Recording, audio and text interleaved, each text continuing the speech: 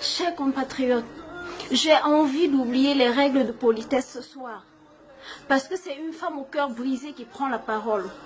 Pour demander à toutes les femmes camerounaises, pour demander à toutes les femmes africaines de boycotter le 8 mars. Oui, nous devons boycotter le 8 mars. Parce qu'en réalité, que signifie cette fête? Une journée qui a été organisée mondialement pour donner l'occasion aux femmes du monde de s'asseoir et de poser leurs questions, leurs problèmes de manière rationnelle et d'y trouver des solutions. Ils ont transformé cette fête, ils ont usé de cette opportunité pour nous donner une occasion de nous humilier, pour nous donner une autre occasion de démontrer aux yeux du monde entier que nous ne sommes rien.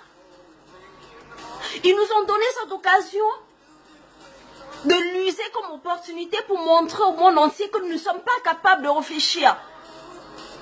Que tout ce que nous sommes capables de faire, c'est de boire, porter les robes, danser nus et nous humilier sur la place publique.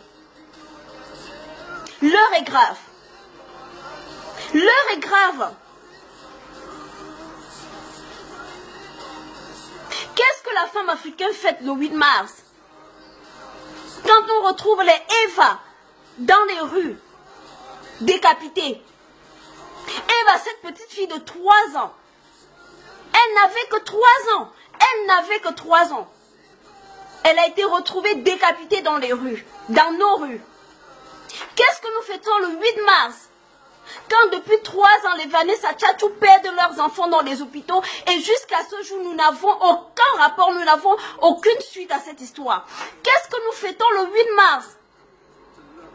Quand des milliers de nos enfants perdent leur vie parce qu'ils prennent le risque de traverser des fleuves et des océans pour aller chercher une vie meilleure dans les pays des autres.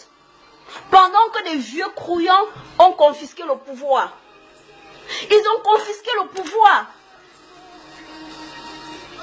Conséquence, 90% de nos enfants sont en chômage. Ils sont tous diplômés des grandes écoles, des grandes universités.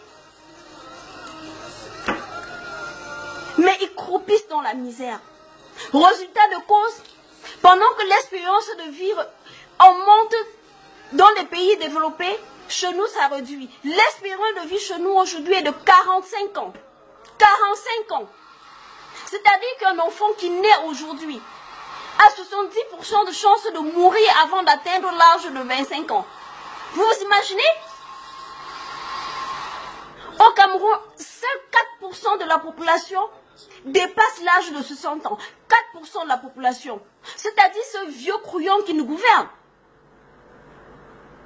Puisqu'au pouvoir, la moyenne d'âge tourne autour de 75 ans. Il n'y a que eux qui arrivent, qui réussissent l'espoir de traverser le cap de 50 ans. Qu'est-ce que nous fêtons? Non, ils ont usé et ils ont trouvé la ruse pour nous donner une autre opportunité de démontrer que nous n'avons pas de cerveau. Mais non, nous avons le cerveau. Nous pouvons réfléchir. Et usons de cette journée pour réfléchir de notre condition qui est terrible.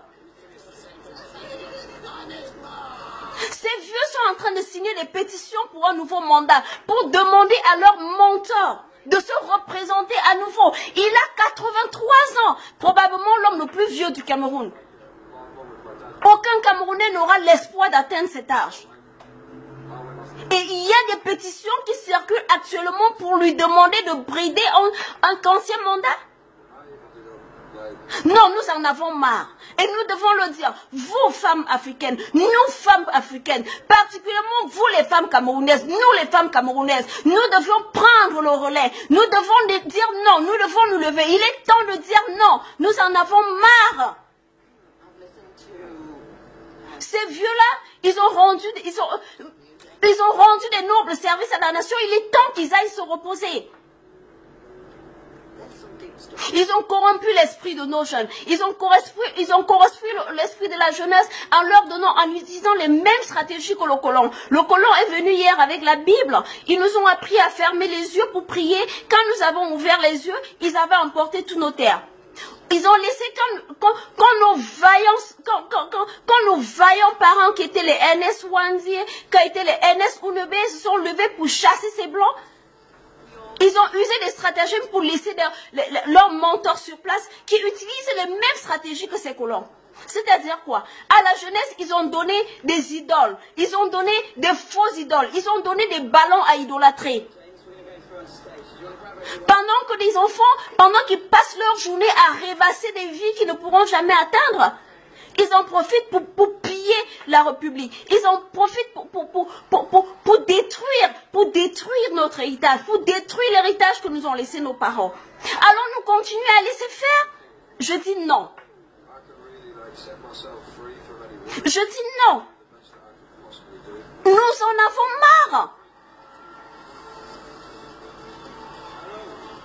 Le football, c'est comme au cinéma. Ça dure 2 heures de temps, ça se passe à la télé et c'est fini, that's it. Et la réalité vous rattrape. Mais 70% de nos jeunes abandonnent les